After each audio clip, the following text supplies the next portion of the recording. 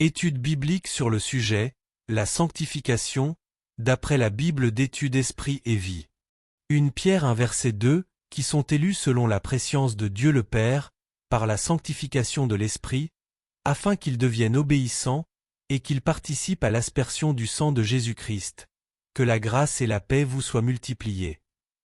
Sanctifier, en grec agiasmo, signifie rendre saint, consacré, séparé du monde, être mis à part du péché de sorte que nous puissions avoir une relation intime avec Dieu et le servir avec joie. Voir l'article intitulé La séparation spirituelle des croyants.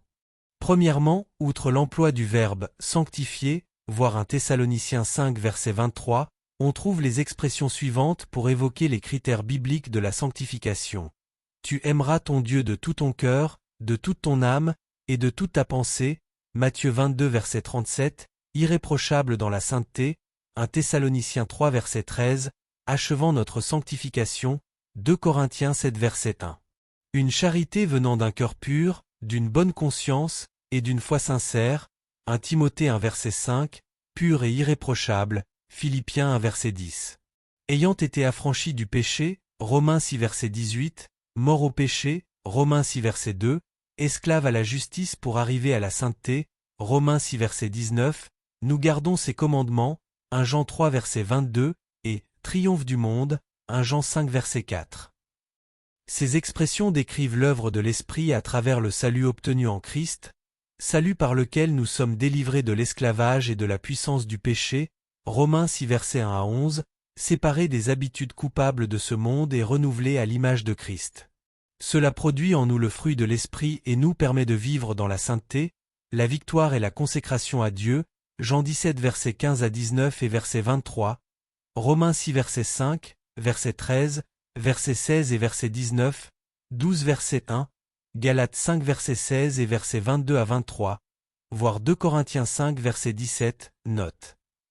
Deuxièmement, ces termes n'impliquent pas la perfection absolue, mais une justice morale sans tache démontrée dans la pureté et l'obéissance, et à travers une vie irréprochable, Philippiens 2 versets 14 à 15, Colossiens 1 verset 22, 1 Thessaloniciens 2 verset 10, voire Luc 1 verset 6.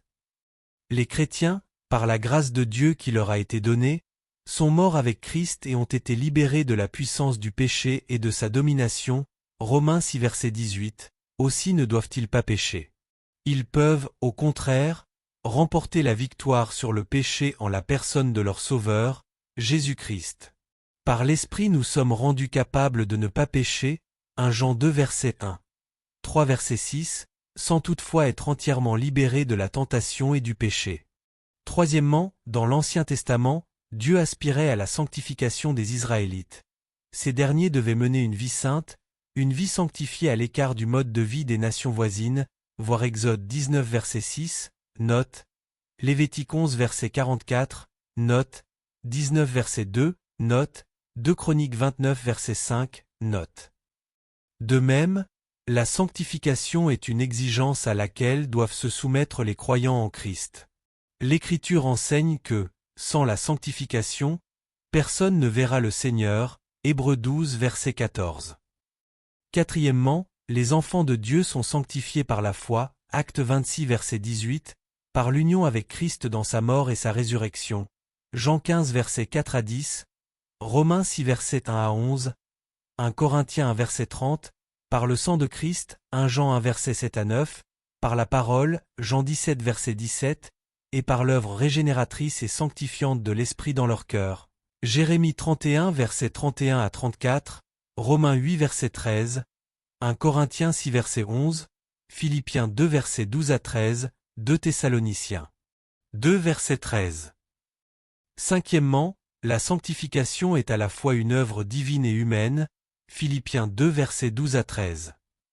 Pour pouvoir accomplir la volonté de Dieu en ce qui concerne la sanctification, les croyants doivent participer à l'œuvre sanctifiante de l'Esprit en s'abstenant du mal, Romains 6 versets 1 à 2, en se purifiant eux-mêmes de toute souillure de la chair et de l'esprit, en achevant leur sanctification dans la crainte de Dieu,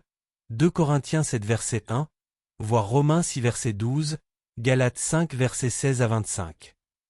En se préservant des souillures du monde, Jacques 1 verset 27, voir Romains 6 verset 13 et verset 19, 8 verset 13, 12 verset 1 à 2, 13 verset 14, Éphésiens 4 verset 31, 5 verset 18, Colossiens 3 verset 5 et verset 10, Hébreux 6 verset 1, Jacques 4 verset 8. Sixièmement, pour pouvoir être véritablement sanctifiés, les croyants doivent entretenir une communion intime avec Christ, voir Jean 15 verset 4, note, vivre dans la communion fraternelle avec d'autres croyants, Éphésiens 4 verset 15 à 16, se consacrer à la prière, Matthieu 6 verset 5 à 13, Colossiens 4 verset 2, obéir à la parole de Dieu, Jean 17 verset 17, être sensible à la présence de Dieu et à l'attention qu'il leur porte, Matthieu 6 verset 25 à 34, aimer la justice et haïr le mal. Hébreux 1 verset 9, mettre à mort le péché, Romains chapitre 6, se soumettre à la discipline divine, Hébreux 12 versets 5 à 11, continuer à obéir et à être rempli de l'Esprit, Romains 8 verset 14, Éphésiens 5 verset 18. Septièmement, dans le Nouveau Testament, la sanctification n'est pas décrite comme un processus lent au cours duquel la personne convertie renonce petit à petit à ses péchés. Au contraire, elle est présentée comme un acte définitif à travers lequel, par la grâce, le croyant est libéré de l'emprise que Satan exerçait sur lui.